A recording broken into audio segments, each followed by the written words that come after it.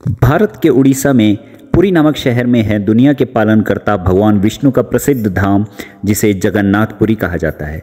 जगन्नाथ मंदिर से जुड़े आपने कई रहस्य सुने होंगे, लेकिन क्या आप जानते हैं इस मंदिर की रसोई का रहस्य? जगन्नाथ मंदिर की रसोई दुनिया की दूसरी सबसे बड़ी रसोई है। इस रसोई घर में हर दिन हजारों लाखों भक्तों के लिए महाप्रसाद बनता है, जिसमें 56 भोग भी बनाए जाते हैं। यह महाप्रसाद ना तो कभी कम पड़ता है और ना ही ज़्यादा बनकर खराब होता है। दोस्तों, जगन्नाथ जी की रसोई लगभग 1 एकड़ में फैली हुई है और इसमें लगभग 32 कमरे हैं। जगन्नाथ जी की रसोई में जाने का एकमात्र रास्ता दक्षिण पूर्व दिशा से है। हर रोज़ लगभग यहाँ पर 750 अर्दन पॉट्स, जिसको घड़े या आप हांडी बोल सकते हैं, लगभग रोज़ 750 घड़ों में लगभग 1 लाख लोगों के लिए खाना बनाया जाता है या भोग बनाया जाता है। खाना बनाते वक्त जो कुक या सेवक हैं वो लोग सिर और मुंह को हमेशा ढक के रखते हैं।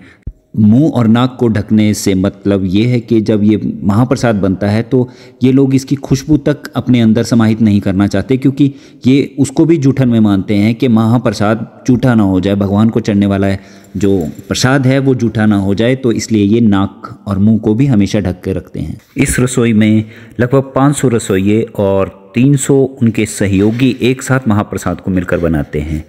यहाँ एक के ऊपर एक लगभग 5 से 7 हांडियों को रखा जाता है। और दोस्तों, इस पर चमत्कार की बात तो ये है कि जो सबसे ऊपर वाली हांडी का खाना है वो सबसे पहले पकता है, फिर उससे नीचे वाली, फिर उससे नीचे वाली, और ये क्रम ऊपर से नीचे की तरफ चलता है। और जो चूल्हे पर डायरेक्ट सबसे ऊपर की हांडी होती है, यानी कि सबसे नीचे की हांडी होती है, उसका खाना सबसे बाद में पकता है। और दोस्तों, ये हांडियाँ दोबारा इस्तेमाल में नहीं लाई जाती, मतलब 1 टाइम ही इनका यूज़ किया जाता है। हांडी को अभज कहा जाता है, उनकी भाषा में अभज कहते हैं, जिसे डायरेक्ट भगवान जगन्नाथ जी, बलभद्र और सुभद्रा जी को सीधे ले जाया जाता है, यानी कि चूल्हे से उतार के उन्हें पलटी वगैरह नहीं किया जाता दूसरे बर्तन में, डायरेक्ट ही उन्हें वहाँ पर डायरेक्ट उनको भोग के लिए चढ़ाने के लिए ले जाते हैं। महाप्रसाद बनाने के लिए जो पानी इस्तेमाल किया जाता है वो मंदिर परिसर में ही 2 कुएँ हैं, जिन्हें गंगा और यमुना कहा जाता है। इन्हीं के पानी से ये महाप्रसाद बनता है।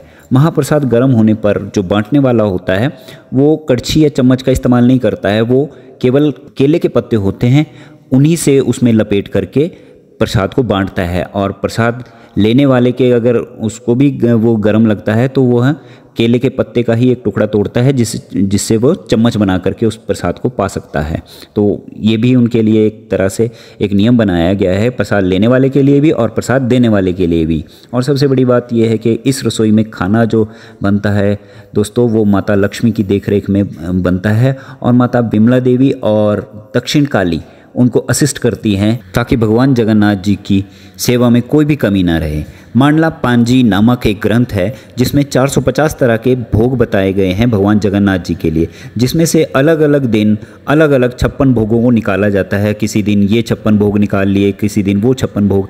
तो इस तरह से इस 450 तरह के भोजनों में से भगवान जगन्नाथ जी की सेवा में अलग अलग दिन पेश किया जाता है। महाप्रसाद में जो सब्जियां यूज़ नहीं की जाती, जैसे चुकंदर, हरी मटर, फूल गोभी, पत्ता गोभी, गाजर, धनिया, बीन्स, शलगम, शिमला मिर्च, हरी मिर्च, करेले, भिंडी, खीरे और आलू, खासकर आलू का भी उपयोग नहीं किया जाता है। और मीठे में सिर्फ गुड़, जैसे मीठा कोई प्रसाद बनेगा तो सिर्फ उसमें गुड़ का इस्तेमाल किया जाता है दोस्तों। और लगभग 4 से 5 बार भगवान जगन्नाथ जी को भोग लगाया जाता है। सबसे पहले सुबह 8 बजे, जिसे वल्लभ भोग कहते हैं, और उसके बाद 10 बजे, जिसे राजभोग कहते हैं, उसके बाद 12 बजे, जिसे छत्र भोग कहा जाता है, और 2 बजे धूप, और उसके बाद संध्या धूप, फिर बड़ा श्रृंगार, और आखिरी में बहुड़, लास्ट में बहुड़ नाम का भोग प्रभु को चढ़ाया जाता है। तो दोस्तों, इस तरह से थी भगवान जगन्नाथ जी की रसोई की महिमा।